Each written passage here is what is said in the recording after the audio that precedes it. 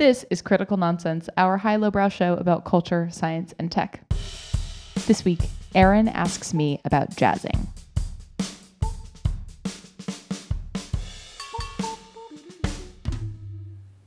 Woo! I behold, Lord, ho.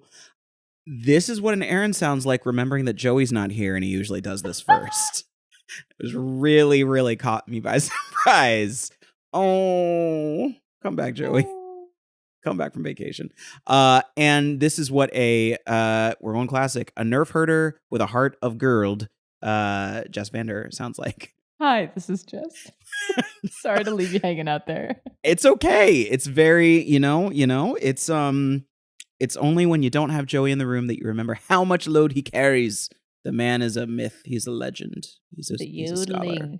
We would like to begin this practice with 10 seconds of yodeling. Yodeling.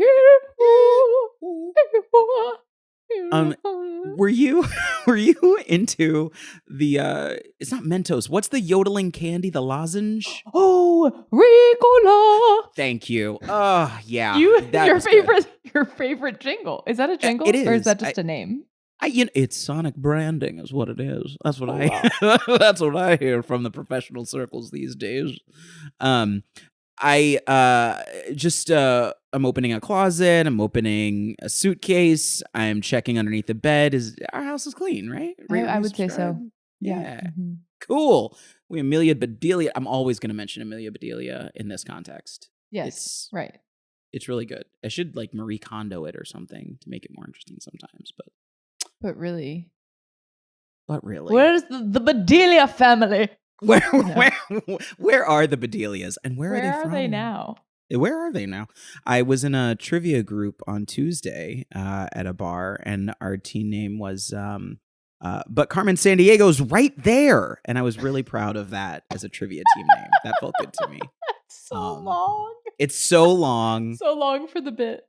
Yes. Yeah. And I always, if you're doing trivia, go for the bit. Go for the bit. Right, let it ride. And make the host say it every time. Yes. And she 2 was not points happy for it. But Carmen Sandiego is right there. Yes. We weren't the longest named team, but we were the proudest. I think the longest name, let's see, there was is in 5th place. That was a different one. That's not the longest, but I really liked that. There was also Christina Aguilera. That was a good one. I really liked that. Damn, I can't remember the one that was longer than ours, but I'm going to stand by the fact that there were longer ones. Yep. Yeah. I'll picture it. Okay. Next time. Yep. So, may I tickle your ear with a thought, Jess? Great. I'll tell a story about very bad turns of phrase that my husband messes up at a different time. So we, Jess and I, we just got back from upstate New York. We did our wonderful company offsite, Misfit Meadows. It is the spiritual successor to what was once the Jaunt, an international cavalcade of cultural exploration. I couldn't think of a last C in that moment. Melted. Indeed. Thank you. And one of the events that we had at the beautiful Cedar Lakes Estates, this is not an official ad for them, but it was amazing. If you're in the Hudson River Valley, go. Yeah, it was great. We spent a day, one afternoon in particular, doing a workshop that was around collaboration through the lens of jazz. And it was really cool for many reasons. Number one, the New York Jazz Workshop. They're fantastic. They actually ran it. If you're not familiar with them and you are interested in learning more about jazz or playing the history of it, go check them out if you're in the city.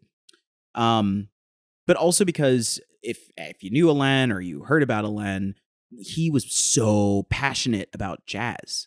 And before meetings, he would be like, okay, and remember, jazz. And it was so substantive and meaningful. And it's because he was a jazz pianist himself. He actually was trained, no joke, by Wynton Marsalis, back in the day. So very surprising. Someone's going to fact check me on that. I feel like Sarah will do that. It's either Wynton Marsalis or it's Quincy Jones. I can't remember which one it is.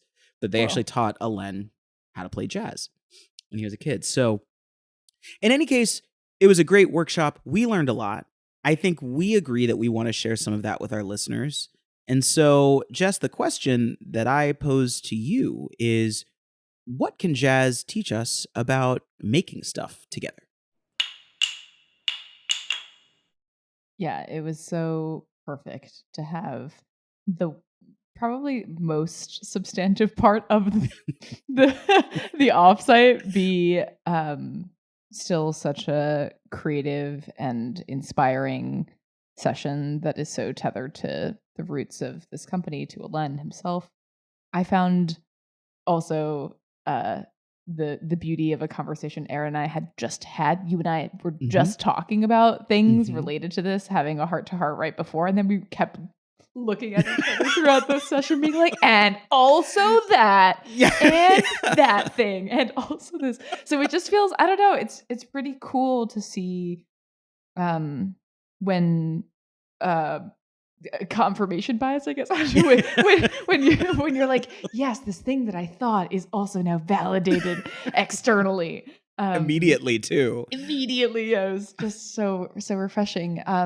And just to set the scene a little bit about what our particular session with us was hosted towards the New York Jazz Workshop. What do they do with us? There we go. It was a combination of presentation, interactive, clapping, experiments, and musical performance by the band, and sort of what lessons we can learn about collaborating together. And if I could share the highlight notes that our senior strategist Carl Lohman took, maybe that is a helpful starting point for us. Some of the things that we discussed were: perfection is not the goal. Step in without expectations. Create space for others. Patience is often the hardest. Mistakes are opportunities. Am I reacting based on habit? And errors are beautiful and human. And it was really cool to think about all these themes in the form of like, let's listen to this song and think about if we can identify who the band leader is just by listening to it, and how that idea of what our expectations are of what a leader should be and how they work with others is actually maybe misleading, and some of these lessons actually are more important. I don't know. I think it was really cool. It was so dope. And I think that last one in particular, the errors are beautiful and human. So no joke, I keep a screenshot of a chat that Alen sent me, and I've kept it on my desktop for years, actually. He just chatted me out of the blue one day and said, "I love it when you make mistakes. It reminds me that you're human." And it just blew me away because I'd never thought about it. And then to hear it explicitly within this workshop in the context of a really good John Coltrane example of why he included an error on one of the records that he recorded was because truly errors are beautiful. Errors are human, and that's something you should embrace. And I don't know, as a painfully and perhaps ineffectively recovering perfectionist, I spent a lot of time battling with that idea of like, being able to be in front of people. And I think that when it comes to making, you have to leave room for things that don't make sense and things that surprise and things that confuse. Because usually that's where the most interesting sparks are. That's where there's just something that takes you out of it, throws you in. And as I think they were specifically trying to teach us through it, it proves your capacity for doing something different. It proves that you are going beyond things that are not necessarily rote or habitual for yourself. And that's great. Yeah. I mean, I think the biggest thing that I took away from that was it is humility. Like you, in order to, to see a new perspective, to make a thing beyond yourself, you have to trust that somebody else might see something that you don't, or that like actually it's not all on you to pick up the whole thing. Like we will Yes. all figure this out. And maybe I don't always have to be the person to catch that thing or correct the thing. It's just like a very interesting idea of distributed accountability and Yes. believing in the team. 100%. And I think that like one thing that I hear a fair amount from all sorts of leaders is exactly what you're saying. It's this tension that we all experience between being responsible for the quality of the output, not to mention being the first head to roll if things don't go right, or the feeling that you're the first head to roll when things don't go right. And the demand and need, especially within the work that we do, for novelty in thinking beyond and outside of the ruts and patterns that have sort of defined the ways that most businesses approach problems currently. That's why they're coming to us, is to expand and go beyond.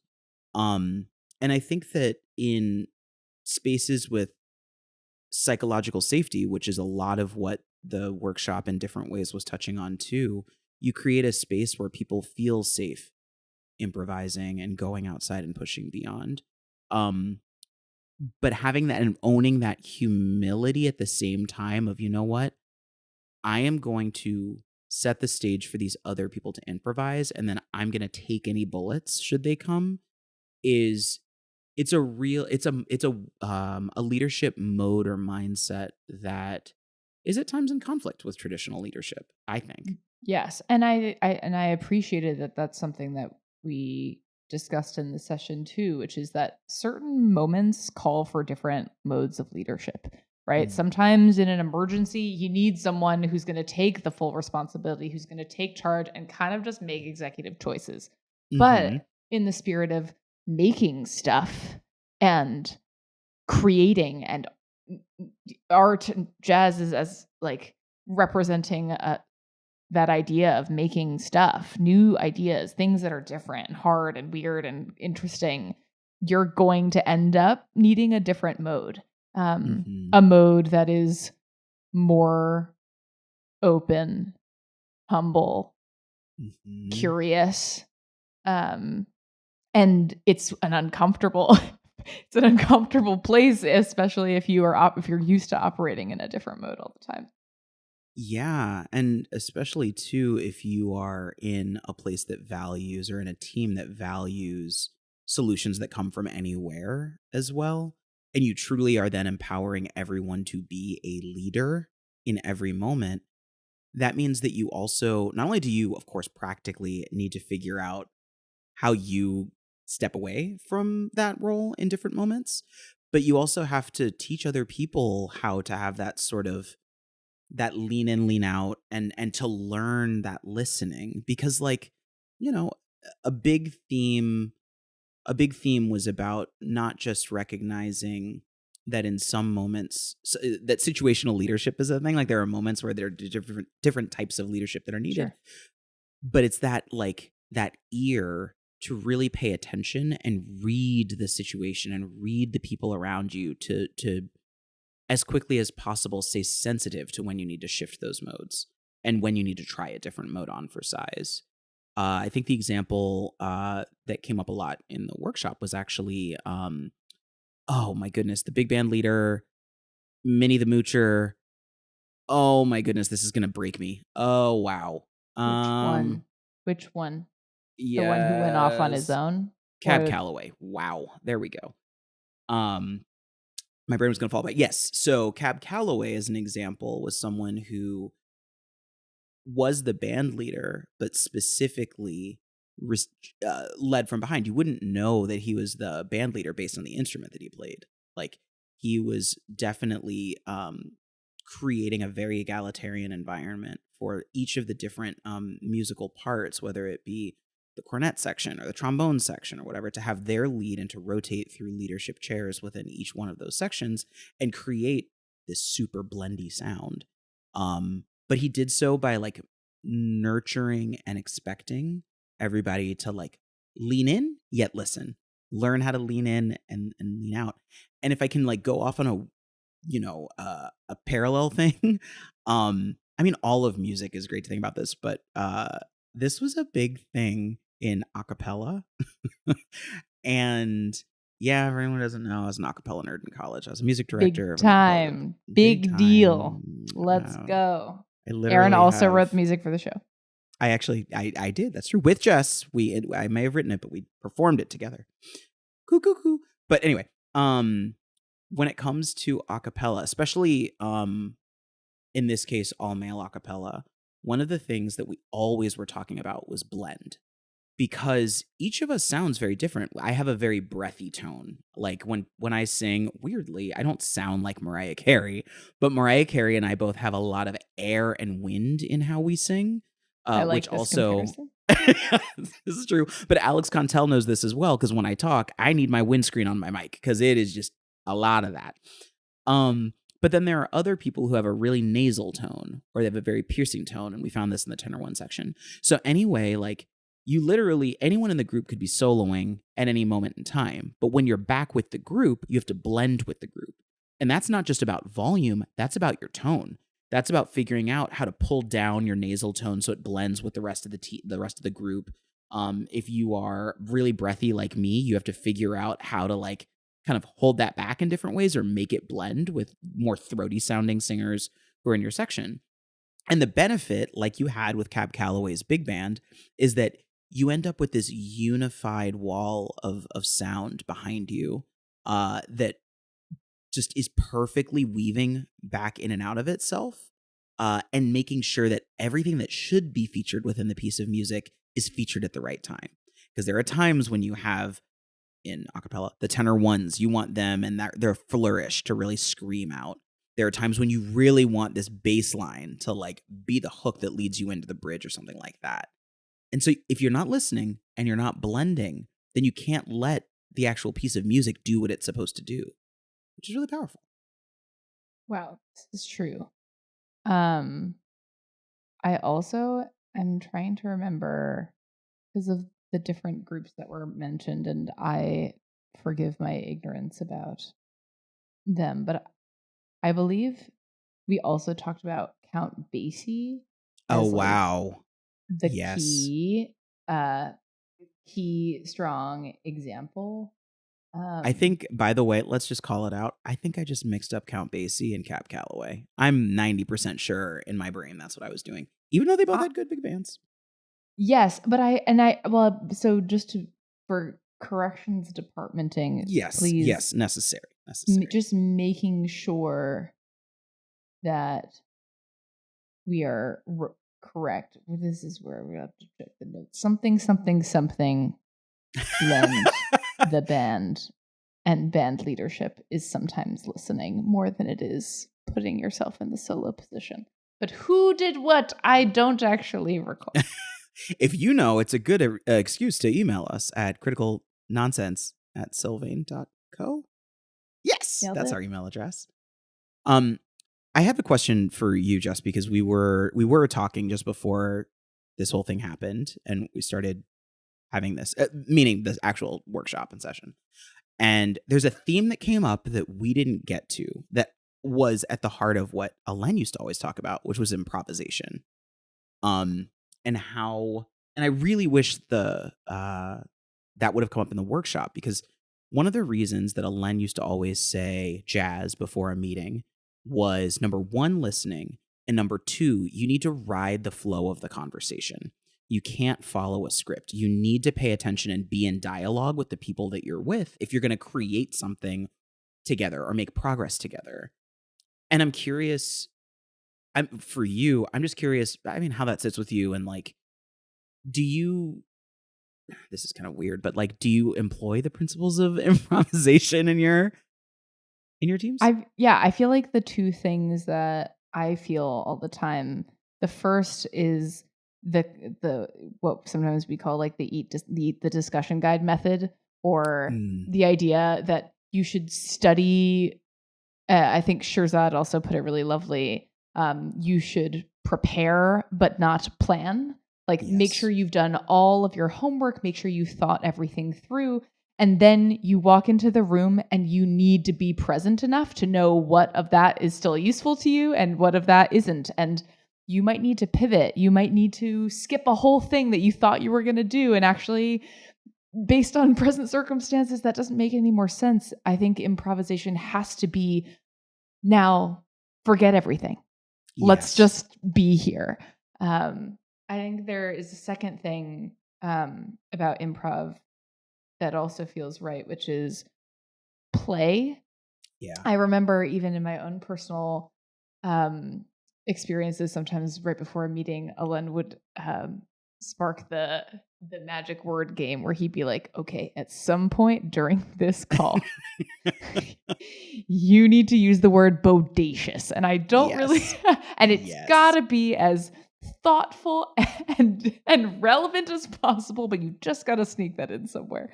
And I think that levity, I'm terrible at that game, just to clarify. I am so bad at it. But I'm bad in a different way, for what it's worth. I'm bad because every word I use sounds like it's a word game word. So it's real tough. Yeah. I feel you. Yeah. I'm bad at it because I see rule number 1. Really hard for me to pay attention if all I'm doing is trying to figure out how to put this word into the meeting. Yep.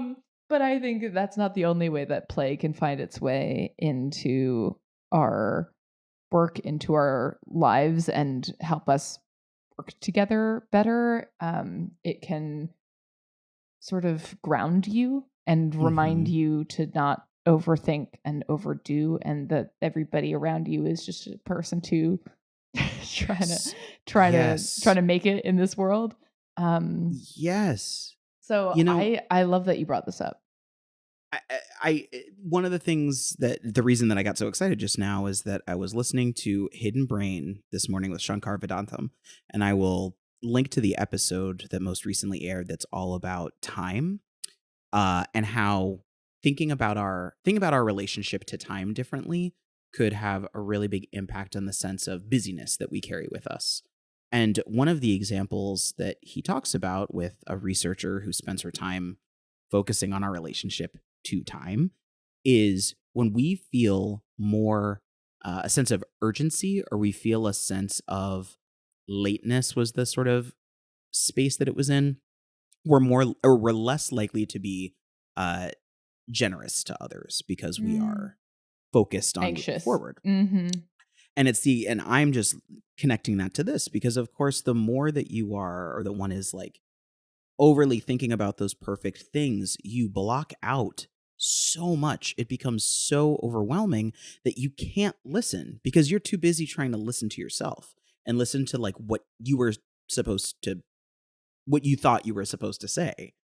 That is so true. I feel like we're collecting a few different things that that are so easily the thing that you think of first before you think of jazz. You think of yourself.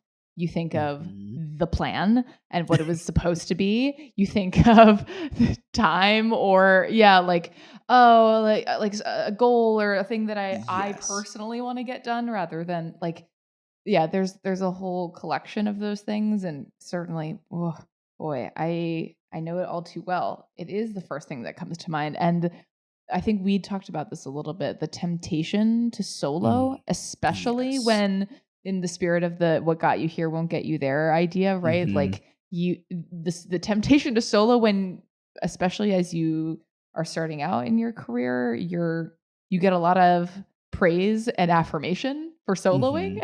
And then at a certain point, it actually impedes making the stuff because it's like, okay, all right, stop now, share. Man, and there's certain people. There's one client that we've had that I respect tremendously. I'm not going to name him right now. He's great, but one of the things that I've really enjoyed in working with him is that whenever I'm in the room with him and his own team, he passes the mic.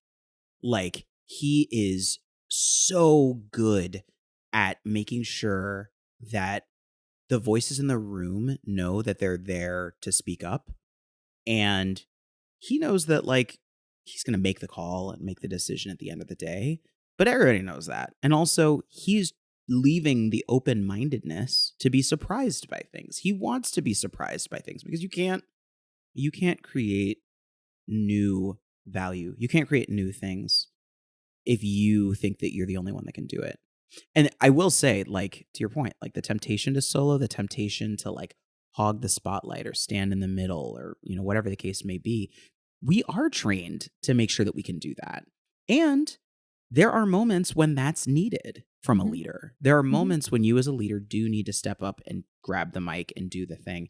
And it's not always to protect the team, which is, again, that's my first instinct is like protection, protection, protection. That's all I'm trying to do all the time.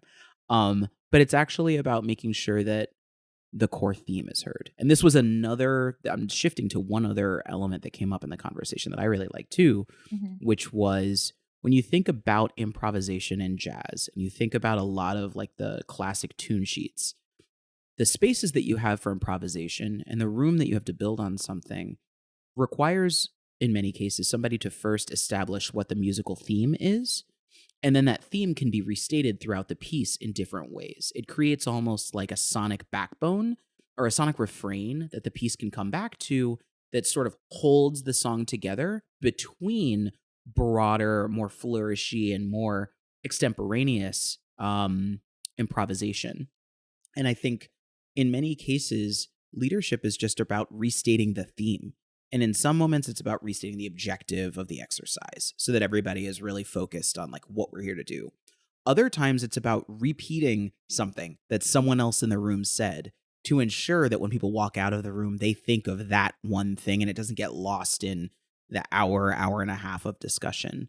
And then other times too, it's about shaping the flourishes and additional elements around that theme that give it more meaning so that it doesn't become so rote that it's forgotten. Because that's like the opposite effect is that semantic satiation. You hear the theme so many times that it's like, that doesn't mean anything anymore. And you as a leader are actually about like putting a button on it, putting a bonnet on it, like helping people see that theme for what it really is, even though it's something that comes up over and over again. So being sensitive to those themes, feeling like you are a steward of those themes, and helping everybody remember that that's the core of what you're doing and why you're here, I think are like elements of leadership that everybody can practice, because I think that that's actually, in many cases, some of that, quote, leading from behind that is so necessary and so grounding and so appreciated. Yeah, it's perspective, I think. It's also interesting the way you said it made me think of how related it is to asking good questions also. Like I think about like the cube, and in the cube there's like looking big picture above, there's diving deep below, there's looking from all sides and different sides and the opposite sides, and I think keeping, if you are sensing through listening and through improving that there's a gravitation towards this, can you provide a different perspective to it from another side, from another angle, to make sure that you're rounded out? What is this dish missing? Salt. Yes. Acid. Yes. Right? Yes. I will say, there's a thing, this is maybe slightly meta-ish, but it's one of my favorite things to mention, is that oftentimes if we're doing consumer groups and we're starting to create a discussion guide or even just like an interview with someone, this can go poorly, but one of the things that's really powerful is to ask for comparisons. So how is using X product like learning how to surf? And the reason that it's powerful, regardless of what you compare it to, is that it allows people a point of contrast where you can start to pull people out of the practical and the more like functional, and you can start to get to, it takes a lot of time to learn how to do it. And it's usually a softball question that can lead to really robust answers and really robust insights that people will share. And the reason I bring it up in this context is because jazz is such a powerful metaphor for teaming, but I also think that cooking is an incredibly powerful metaphor for teaming and leading and collaborating. And there are a few other things as well that are so accessible that just remind us that at the end of the day, when we're trying to create something together, it's always an experiment. Like, we always have some sort of a plan, be it a music sheet or be it a recipe, but there's always some element of unknown that is at play, whether it be the oven that you're using and how the heat actually plays out, and Yep. surrendering to that can be powerful. Totally. And, maybe this relates to the sort of how to put some of this into practice thing, because I think for me, one of the biggest things is I go into something like this and I walk out so inspired and so energized, and then in the moment I find it so difficult to know how to bring that into practice or really keep myself centered. But it's interesting that you and I both were sort of reaching for that sort of like pre-meeting routine. It makes me think about like the Olympians and the Paralympians before they go out. They like have to go through whatever their mode is, or your smart home device wake word. It's like, what is the thing that will trigger you or catalyze you back into this headspace and this mentality? And the one cool benefit of music is like you could put a song on. You could do that in a way that maybe having a cracker, some food metaphor is harder to conjure. So honestly, I think it's because I was an indoor kid, but I'm testing this out. I don't have a wake word for like, let's fucking go. Like, I don't, that mode is not. Don't have that. I too. You don't have that either? Have that. Okay. Oh, thank goodness. I'm glad there's someone else, because I don't, that mode to me is like, it's too id. Like, I can't focus enough. Like, I'm too, I'm that anyway. I need something that brings me to focus, brings me to center.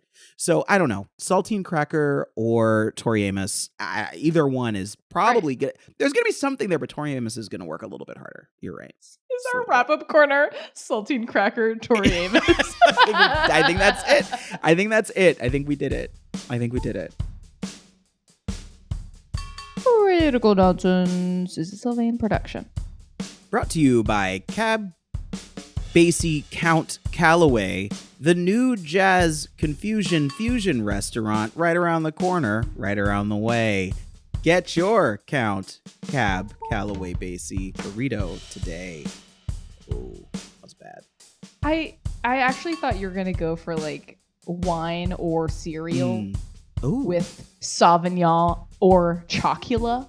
Oh, that would have been, missed opportunities. We must improvise together. And here, we'd like to thank our fabulous co-hosts, Aaron Powers and Joey K. Sorry, you're on vacation and you're missing this, but we are just, we're just doing this without you.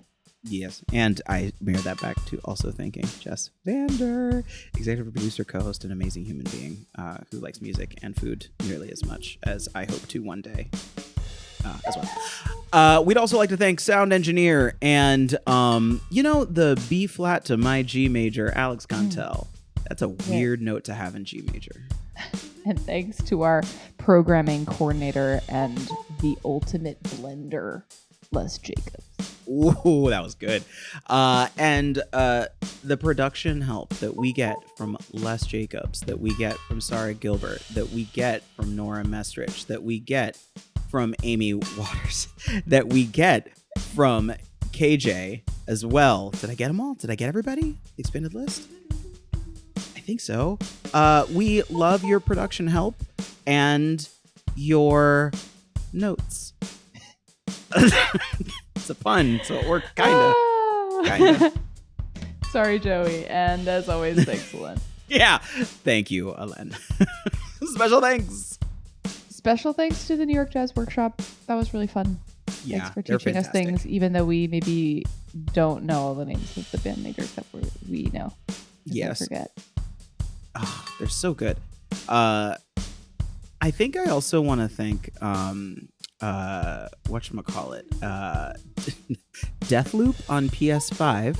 Yeah. I always want to thank a game. I'm always of course. Wearing the Such game a good pants. idea. It is. It deserves it. I would like to thank eggs. Oh, yeah, the ultimate blending binding agent. It's the emulsifier. It is. It holds everything together.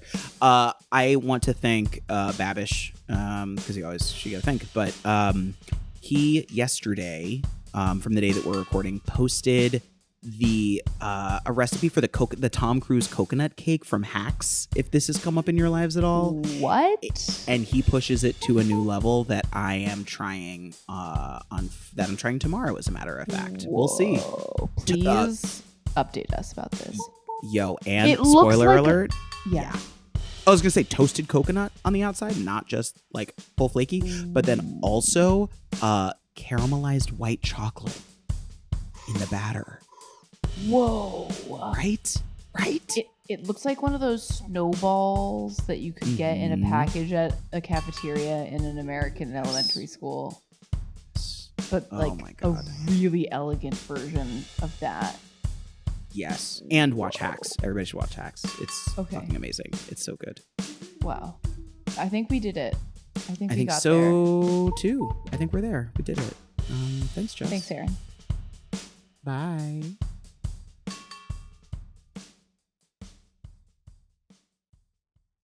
This is good.